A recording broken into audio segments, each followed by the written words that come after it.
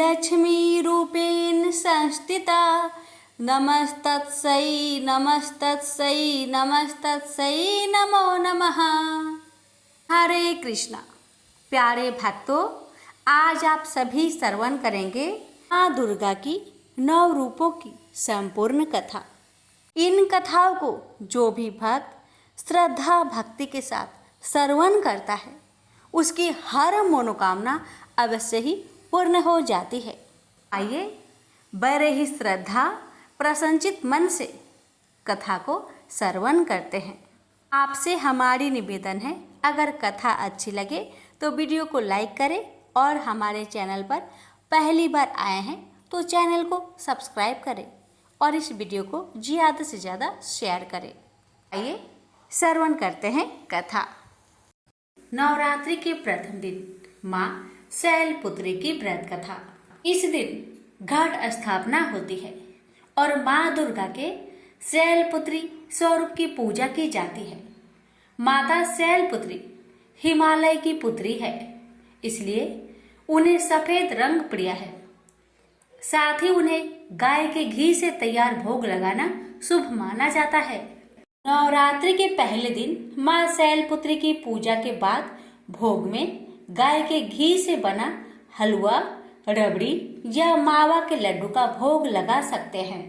माँ दुर्गा को सर्वप्रथम शैलपुत्री के रूप में पूजा जाता है। हिमालय के वहां पुत्री के रूप में जन्म लेने के कारण उनका नामकरण हुआ शैलपुत्री। इनका वाहन वृषभ है, इसलिए यह देवी वृषरूढ़ा के नाम से भी जानी जाती है। इस देवी ने दाएं हाथ में त्रिशूल धारण कर रखा है और बाएं हाथ में कमल सुशोभित है। यही देवी प्रथम दुर्गा है। ये ही सती के नाम से भी जानी जाती है। उनकी एक मार्मिक कहानी है। एक बार जब प्रजापति ने यज्ञ किया तो इसमें सारे देवताओं को निमंत्रित किया, भगवान शंकर को नहीं। सती यज्ञ में जाने के लिए विकल हो उठी। शंकर जी ने उन्हें कहा कि सारे देवताओं को निमंत्रित किया गया है, उन्हें नहीं, ऐसे में वहां जाना उचित नहीं है। सती का प्रबल आग्रह देकर शंकर जी ने उन्हें यज्ञ में जाने की अनुमति दे दी। सती जब घर पहुंची तो सिर्फ माँ ने ही उन्हें स्नेह किया। बहनों की बातों में व्यंग और उपहास के भाव थे। भगवान शंकर के प्रति भी तिरस्कार का भाव है। दक्ष ने भी उनके प्रति अपमानजनक वचन कहे। इससे सती को कलेश हुआ।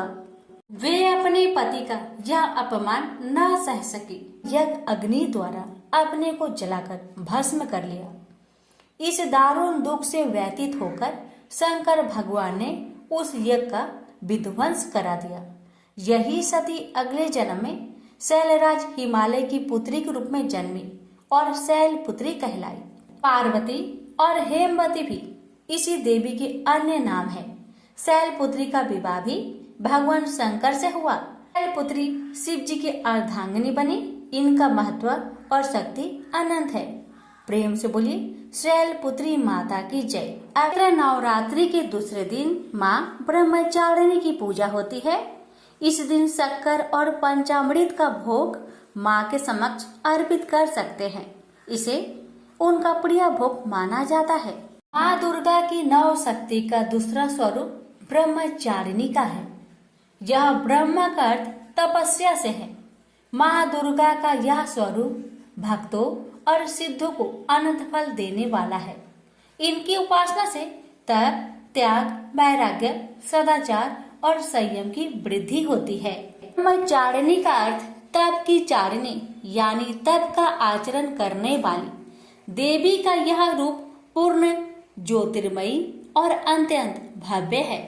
इस देवी के दाएं हाथ में जप की माला है और बाएं हाथ में कमंडल धारण किए हैं। पूर्व जन्म में इस देवी ने हिमालय के घर पुत्री रूप में जन्म लिया था और नारद जी के उपदेश से भगवान शंकर को पति रूप में प्राप्त करने के लिए घोर तपस्या की थी। इस कठिन तपस्या के कारण इन्हें तपश्चारिणी अर्थात ब्रह्मचारिणी नाम से अभिहित किया गया। 1000 वर्ष तक इन्होंने केवल फल मूल खाकर बिताए और 100 वर्षों तक केवल जमीन पर रहकर साग पर निर्वाह किया। कुछ दिनों तक कठिन उपवास रखे और खुले आकाश के नीचे वर्षा और धूप के घोर कष्ट सहे। 3000 वर्षों तक टूटे हुए बेल पत्र खाए और भगवान शंकर की आराधना करती रही। इसके बाद तो उन्होंने सूखे बेल पत्र खाना भी छोड़ दिए। कई हजार वर्षों तक निर्जल और निराहार रहकर तपस्या करती रही। पत्तों को खाना छोड़ देने के कारण ही इनका नाम अपर्णा नाम पड़ गया। कठिन तपस्या के कारण देवी का शरीर एकदम क्षीण हो गया। देवता, ऋषि, सिद्धगण, मुनि सभी ने ब्रह्मचारिणी की तपस्या को अभूतपूर्व पुण्यकृत बताया, सराहना की और कहा, हे देवी, आज तक किसी ने इस तरह की कठोर तपस्या नहीं की। यह तुम्ही से संभव थी।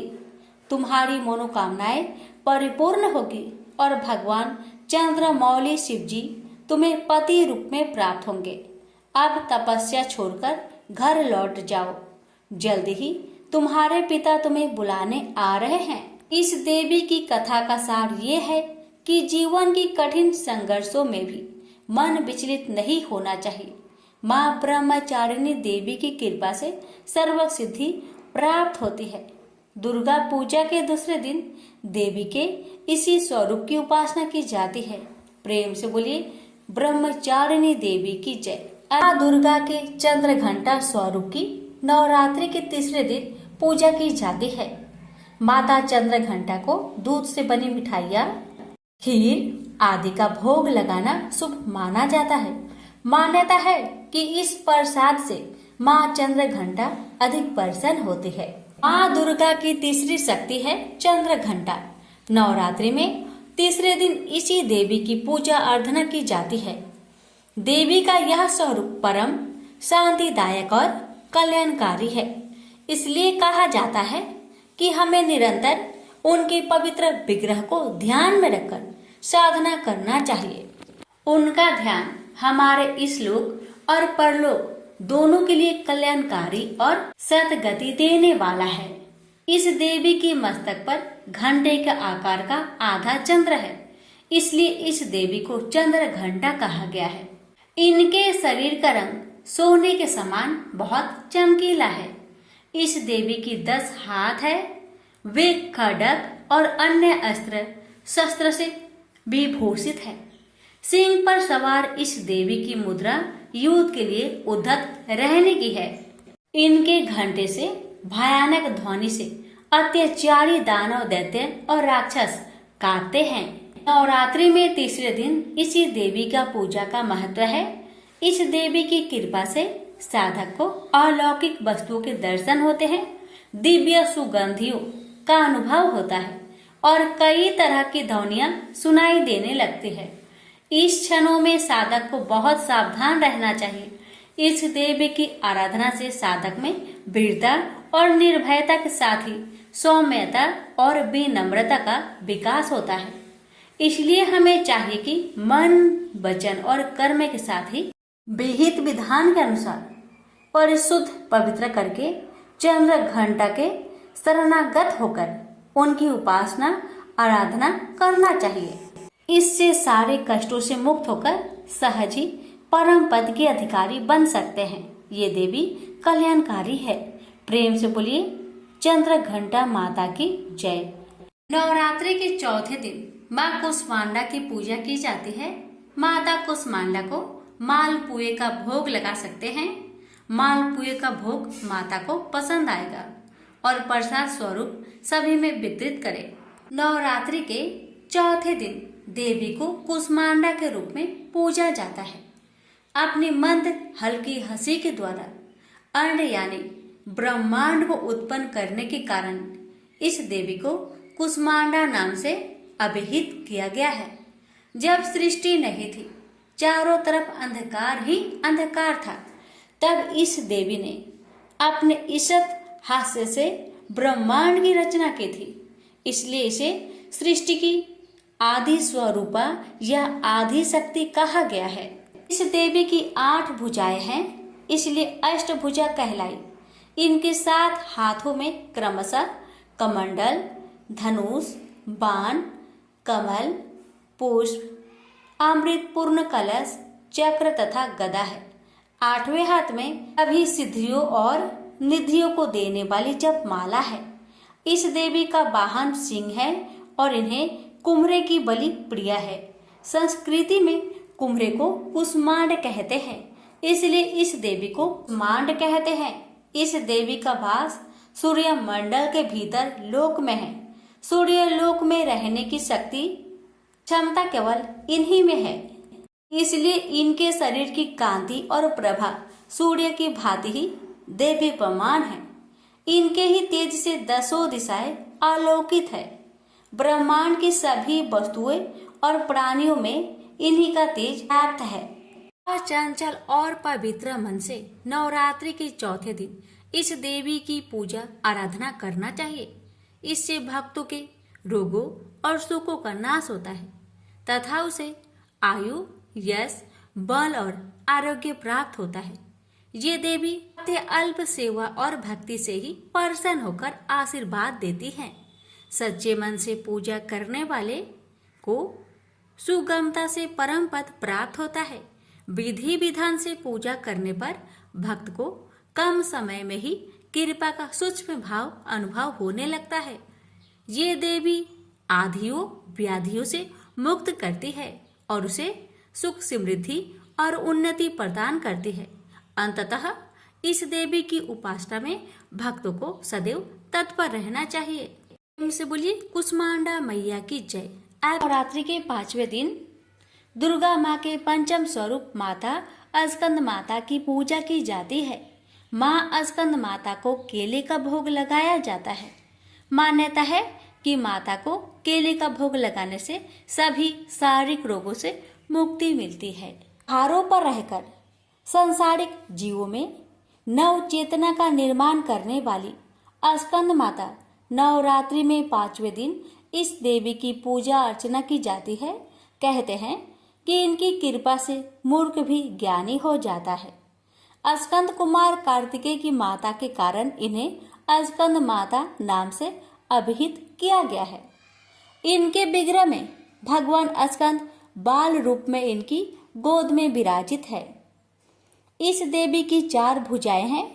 ये दाई तरफ की ऊपर वाली भुजा से स्कंद को गोद में पकड़े हुए हैं। नीचे वाली भुजा में कमल का पुष्प है। बाई तरफ ऊपर वाली भुजा में वर मुद्रा में है और नीचे वाली भुजा में कमल पुष्प है। इनका वर्ण एकदम शुभ्र है। ये कमल के आसन पर विराजमान रहती है, इसलिए इन्हें पद्मासना भी कहा जाता है। सिंह इनका वाहन है। शास्त्रों में इनका काफी महत्व बताया गया है।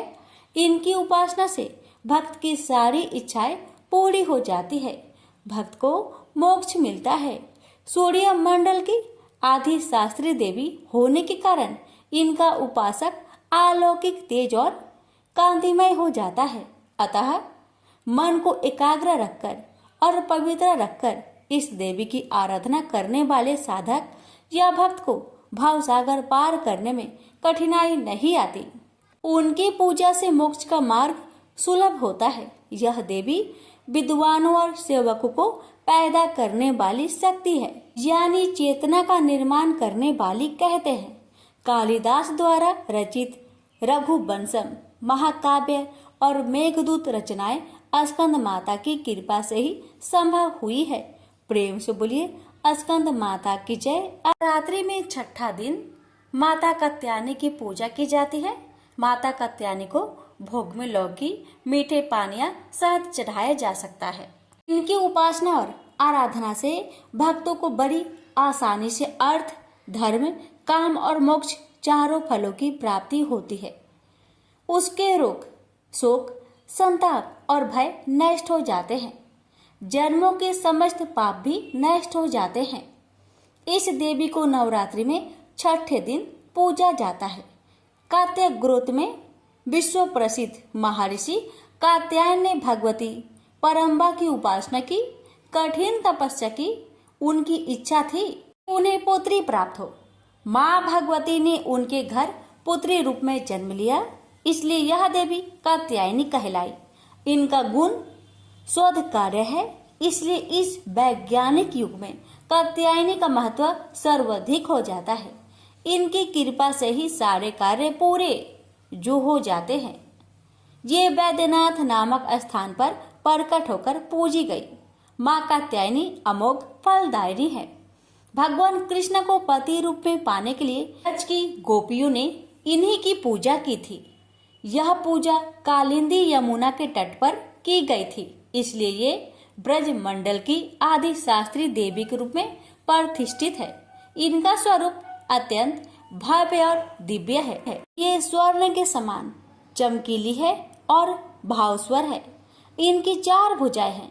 दाई तरफ का ऊपर वाला हाथ अभय मुद्रा में है तथा नीचे वाला हाथ वर मुद्रा में। माँ के बाई तरफ के ऊपर वाले हाथ में तलवार है व नीचे वाले हाथ में कमल का फूल सुशोभित है। इनका वाहन भी सिंह है। इनकी उपासना और आराधना से भक्तों को बड़ी आसानी से अर्थ, धर्म, काम और मोक्ष चारों फलों की प्राप्ति होती है।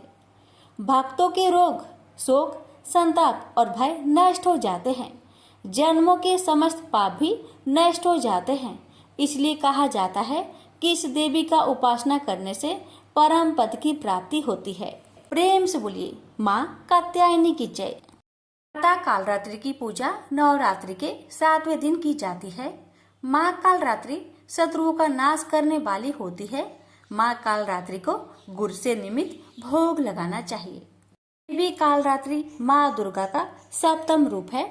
माता अत्यंत दयालु कृपालु है।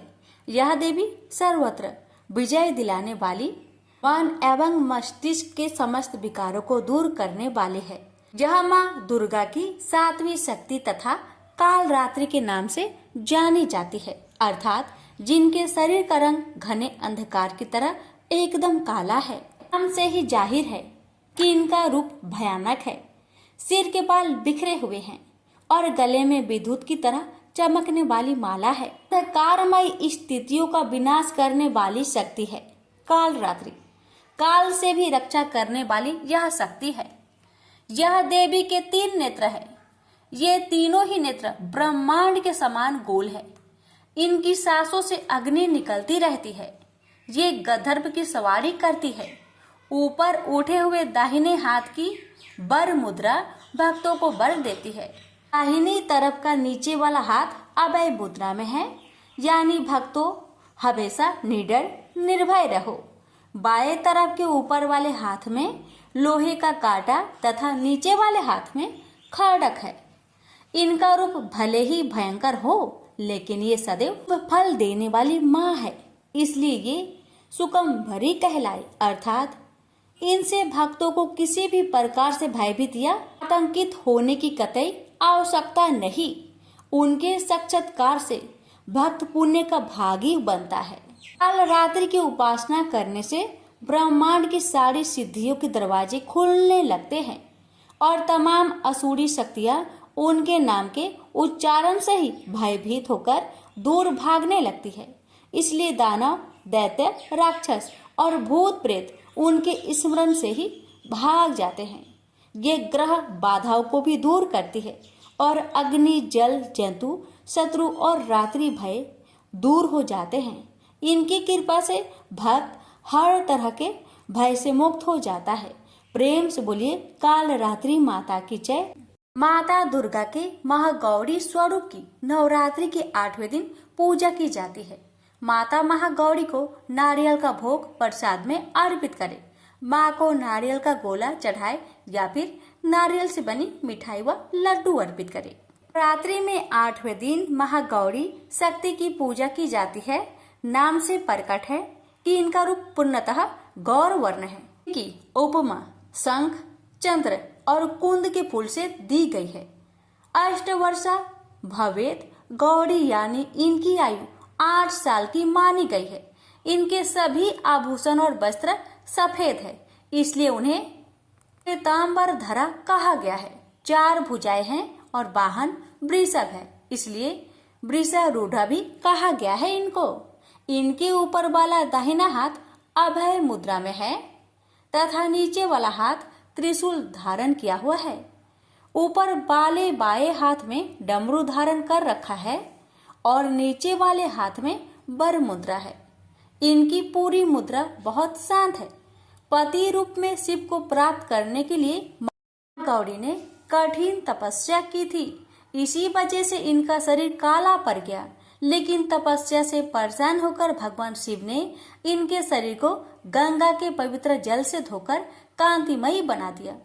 उनका रूप गौर वर्ण का हो गया, इसलिए ये महागौरी कहलाई।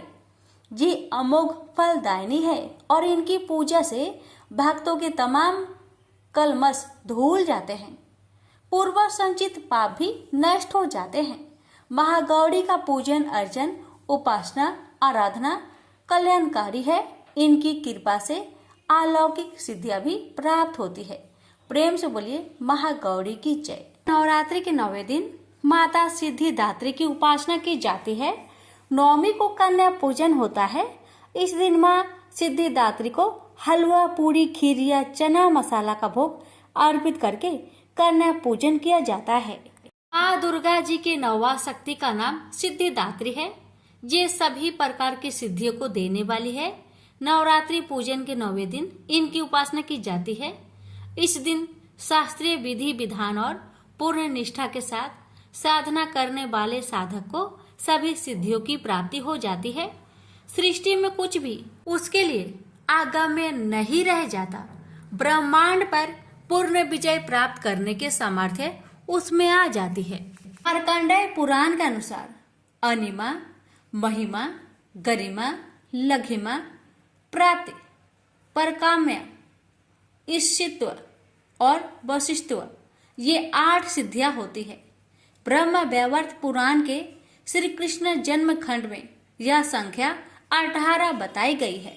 इनके नाम इस प्रकार है: अनिमा लघिमा प्राप्ति प्राकाम्य महिमा ईशित्व वासित्व सर्वकामा व स्वायता सर्वज्ञता दूरश्रवण परकाय परवेशन वाक सिद्धि कल्प वृक्ष तत्व सृष्टि संहार करण सामर्थ्य अमर तत्व सर्वनायकत्व भावना सिद्धि। माँ सिद्धिदात्री भक्तों और साधकों को ये सभी सिद्धियां प्रदान करने में समर्थ है।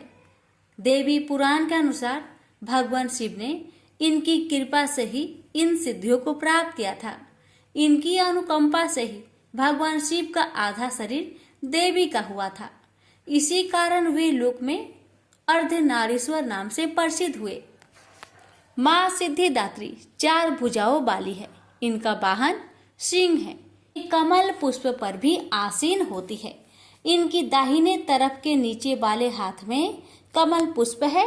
प्रत्येक मनुष्य का यह कर्तव्य है कि वह माँ सिद्धिदात्री की कृपा प्राप्त करने का निरंतर प्रयत्न करे, उनकी आराधना की ओर अग्रसर हो। उनकी कृपा से अनंत दुख रूप संसार से निर्लिप्त रहकर सारे दुखों का भोग करता हुआ वह मोक्ष को प्राप्त कर सकता है। 9 दुर्गाओं में माँ सिद्धिदात्री अंतिम है। अन्य 8 दुर्गाओं की पूजा उपासना शास्त्रीय विधि विधान के अनुसार करते हुए भक्त दुर्गा पूजा के 9वें दिन इनकी उपासना में प्रवृत्त होते हैं। इन सिद्धिदात्री माँ की उपासना पूर्ण कर लेने के बाद भक्तों और साधकों की लौकिक पारलौकिक सभी प्रकार की कामनाओं की पूर्ति हो जाती है। सिद्धिदात्री माँ के कृपा पात्र भक्त के भीतर कोई ऐसी कामना शेष बचती ही नहीं है जिसे वह पूर्ण करना चाहे। वह सभी सांसारिक इच्छाओं आवश्यकताओं और सिपराहों से ऊपर उठकर मानसिक रूप से माँ भगवती के दिव्य लोकों में विचरण करता हुआ उनके कृपा रस पीयूष का निरंतर पान करता हुआ विषय भोग शून्य हो जाता है। माँ भगवती का परम सानिध्य ही उसका सर्वस्व हो जाता है। इस परम पद को पाने के बाद उसे अन्य किसी भी वस्तु की आवश्यकता नहीं रह जाती। माँ के चरणों का यह सानिध्य प्राप्त करने के लिए हमें निरंतर नियमनिष्ठ रहकर उनकी उपासना करनी चाहिए। माँ भगवती का स्मरण, ध्यान, पूजन हमें इस संसार की असारता का बोध कराते हुए वास्तविक परम शांतिदायक अमृत पद की ओर ले जाने वाला है। इनकी आराधना से जातक को अनिमा, लधिमा, प्राप्ति, परकाम्य, महिमा, ईशित्व, सर्वकामा व साइदा, दूर श्रवण, परकामा, प्रवेश, वाक सिद्धि, अमरत्व, भावना सिद्धि आदि समस्त सिद्धियों नवनिधियों की प्राप्ति होती है। आज के युग में इतना कठिन तप तो कोई नहीं कर सकता, लेकिन अपनी शक्ति अनुसार जब तक पूजा अर्चना कर कुछ तो माँ की कृपा का पात्र बनता ही है। प्रत्येक सर्वसाधारण के लिए आराधना योग्य यह श्लोक सरल और स्पष्ट है। माँ जगदम्बे की भक्ति पाने के लिए इसे कंठ स्पष्ट कर नवरात्रि में नवमी के दिन इसका जाप करना चाहिए। प्रेम से बोलिए माँ सिद्धिदात्री की जय। एक समय बृहस्पति जी ब्रह्मा जी से बोले, हे ब्राह्मण श्रेष्ठ, चैत्र व आश्विन मास के शुक्ल पक्ष में नवरात्र का व्रत और उत्सव क्यों किया जाता है? इस व्रत का क्या फल है? इसे किस प्रकार करना उचित है? पहले इस व्रत को किसने किया सो विस्तार से कहिए। बृहस्पति जी का ऐसा प्रश्न सुन ब्रह्मा जी ने कहा, हे बृहस्पति, प्राणियों के हित की इच्छा से तुमने बहुत अच्छा प्रश्न किया है। जो मनुष्य मनोरथ पूर्ण करने वाली दुर्गा, महादेव, सूर्य और नारायण का ध्यान करते हैं, वे मनुष्य धन्य हैं। यह नवरात्र व्रत संपूर्ण कामनाओं को पूर्ण करने वाला है। इसके करने से पुत्र की कामना वाले को पुत्र, धन की लालसा वाले को धन, विद्या की चाहना वाले को विद्या और सुख की इच्छा वाले को सुख मिलता है।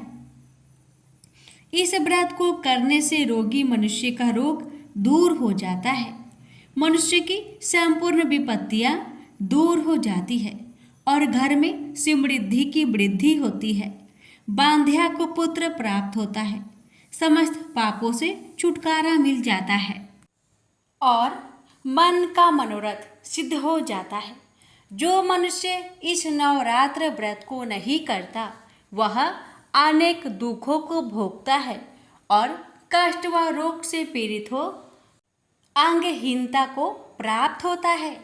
उसके संतान नहीं होती और वह धन धान्य से रहित हो भूख और प्यास से व्याकुल घूमता फिरता है तथा संज्ञाहीन हो जाता है। जो सधवा स्त्री इस व्रत को नहीं करती वह पति सुख से वंचित हो नाना दुखों को भोगती है। यदि व्रत करने वाला मनुष्य सारे दिन का उपवास ना कर सके तो एक समय भोजन करे और 10 दिन बांधवों सहित नवरात्र व्रत की कथा का श्रवण करे। हे बृहस्पति, जिसने पहले इस महाव्रत को किया है वह कथा मैं तुम्हें सुनाता हूँ, तुम सावधान होकर सुनो। इस प्रकार ब्रह्मा जी का वचन सुनकर बृहस्पति जी बोले, हे ब्राह्मण, मनुष्य का कल्याण करने वाले इस व्रत के इतिहास को मेरे लिए कहो, मैं सावधान होकर सुन रहा हूँ। आपकी शरण में आए हुए मुझ पर कृपा करो। ब्रह्मा जी बोले, प्राचीन काल में मनोहर नगर में पीठत नाम का एक अनाथ ब्राह्मण रहता था। वह भगवती दुर्गा का भक्त था। उसके संपूर्ण सद्गुणों से युक्त सुमति नाम की एक अत्यंत सुंदरी कन्या उत्पन्न हुई।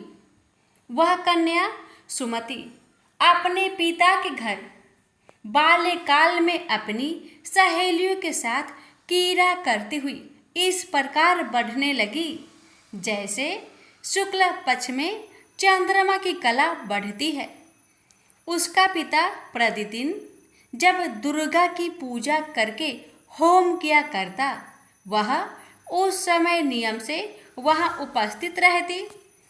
एक दिन सुमति अपनी सखियों के साथ खेल में लग गई और भगवती की पूजा में उपस्थित नहीं हुई।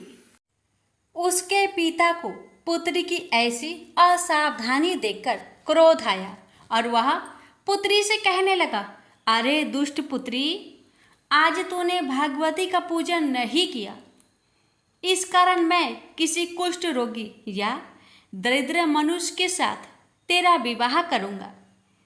पिता का ऐसे वचन सुन सुमति को बड़ा दुख हुआ और पिता से कहने लगी, हे पिताजी, मैं आपकी कन्या हूँ तथा सब तरह आपके अधीन हूँ। जैसी आपकी इच्छा हो वैसा ही कीजिए।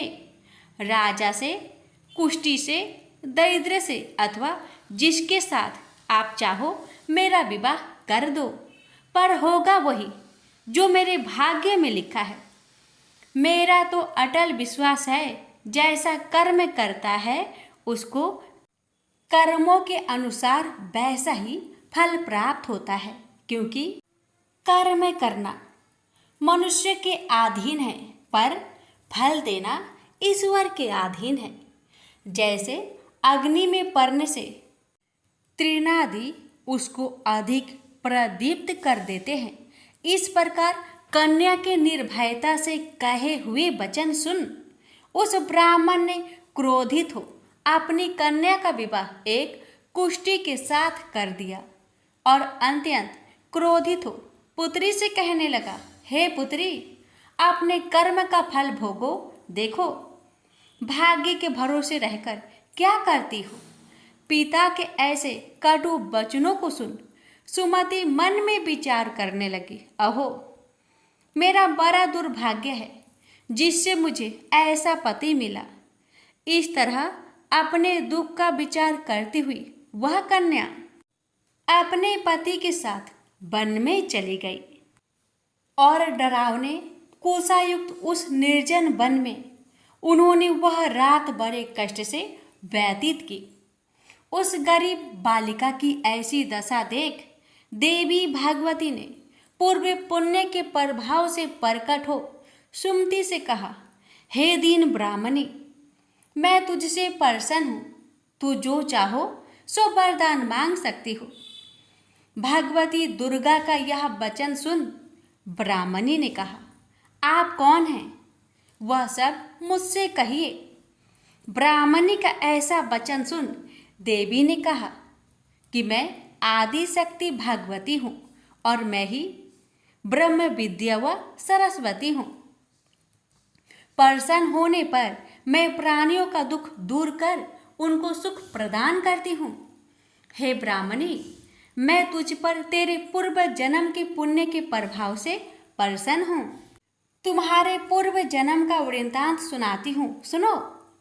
तू पूर्व जन्म में निषाद यानी भील की स्त्री थी और अति पतिव्रता थी। एक दिन तेरे पति निषाद ने चोरी की।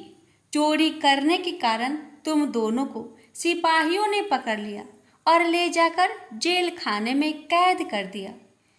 उन लोगों ने तुझको और तेरे पति को भोजन भी नहीं दिया। इस प्रकार नवरात्रि के दिनों में तुमने ना तो कुछ खाया और ना जल ही पिया। इस प्रकार 9 दिन तक नवरात्र का व्रत हो गया।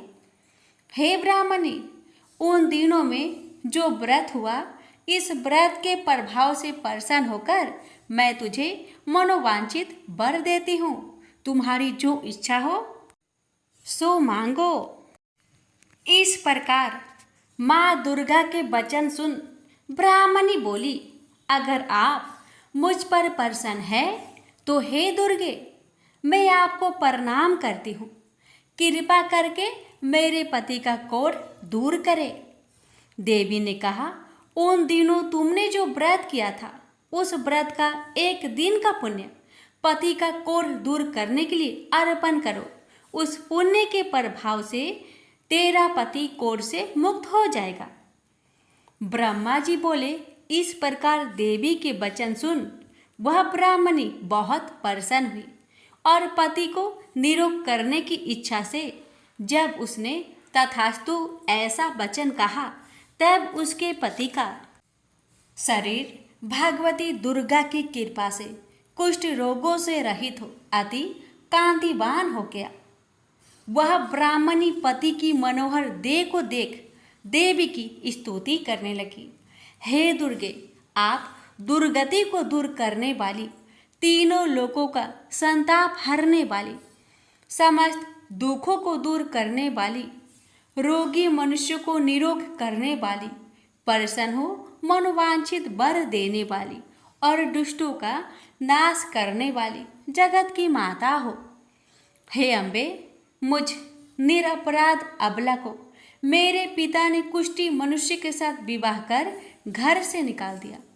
पिता से तिरस्कृत निर्जन वन में विचर रही हूँ। आपने मेरा इस विपदा से उद्धार किया है। हे देवी, आपको प्रणाम करती हूँ, मेरी रक्षा करे।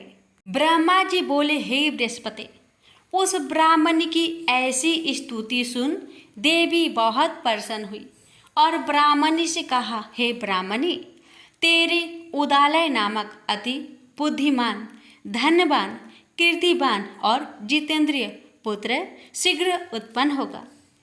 ऐसा वर प्रदान कर देवी ने ब्राह्मणी से फिर कहा कि हे ब्राह्मणी, और जो कुछ तेरी इच्छा हो वह मांग ले।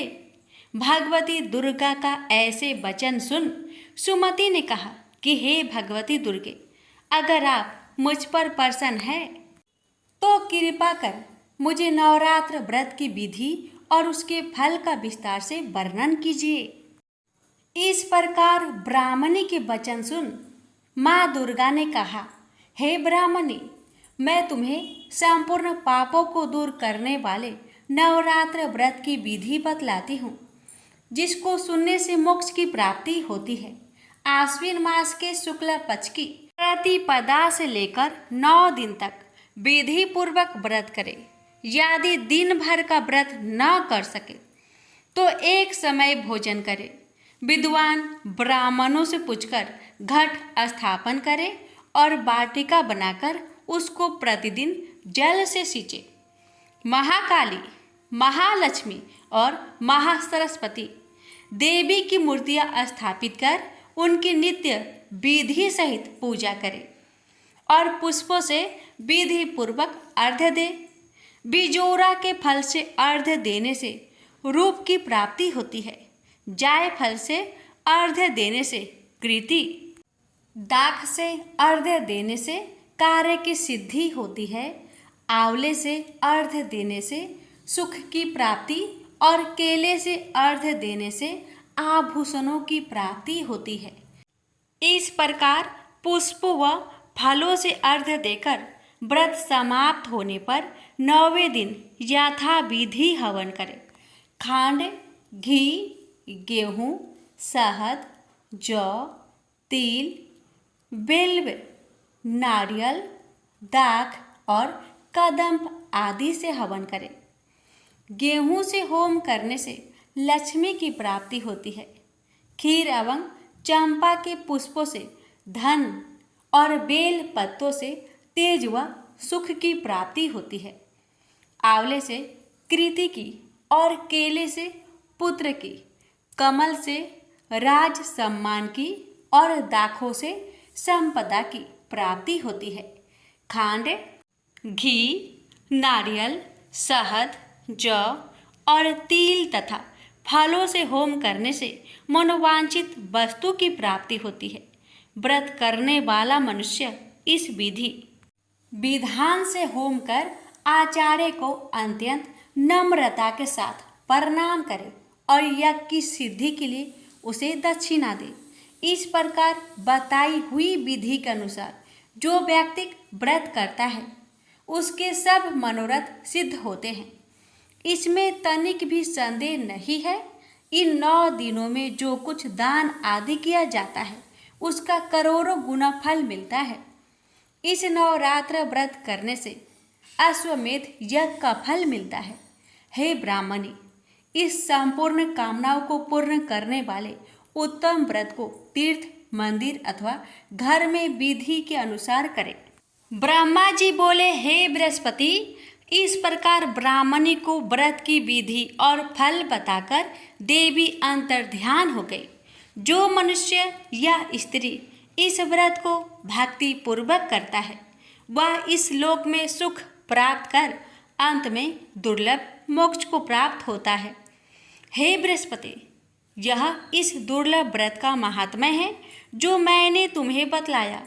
यह सुन बृहस्पति जी आनंद से प्रफुल्लित हो ब्रह्मा जी से कहने लगी कि हे ब्राह्मण, आपने मुझ पर अति कृपा की जो मुझे इस नवरात्र व्रत का महात्म्य सुनाया। ब्रह्मा जी बोले कि हे बृहस्पति, यह देवी भगवती सर्वशक्ति संपूर्ण लोकों का पालन करने वाली है। इस महादेवी के प्रभाव को कौन जान सकता है? बोलिए देवी भागवती की जय। व्रत की विधि। प्रातः नित्य कर्म से निवृत्त हो स्नान कर मंदिर में या घर पर ही नवरात्र में दुर्गा जी का ध्यान करके यह कथा करनी चाहिए। कन्याओं के लिए यह व्रत विशेष लाभदायक है। श्री जगदम्बा की कृपा से सब विघ्न दूर हो जाते हैं तथा सुख समृद्धि की प्राप्ति होती है। क्षमा प्रार्थना। हे परमेश्वरी, मेरे द्वारा रात दिन सहस्त्रों अपराध होते हैं। यह मेरा दास है, समझकर मेरे अपराधों को क्षमा करें। हे परमेश्वरी, मैं आह्वान, विसर्जन और पूजन करना नहीं जानता, मुझे क्षमा कीजिए। हे सुरेश्वरी, मैंने जो मंत्रहीन, क्रियाहीन, भक्तयुक्त पूजन किया है वह स्वीकार करें। हे परमेश्वरी, अज्ञान से, भूल से अथवा बुद्धि भ्रांति से जो न्यूनता अथवा अधिकता हो गई है उसे क्षमा करिए तथा प्रसन्न होइए। प्रेम से बोलिए माँ जगदम्बा की जय।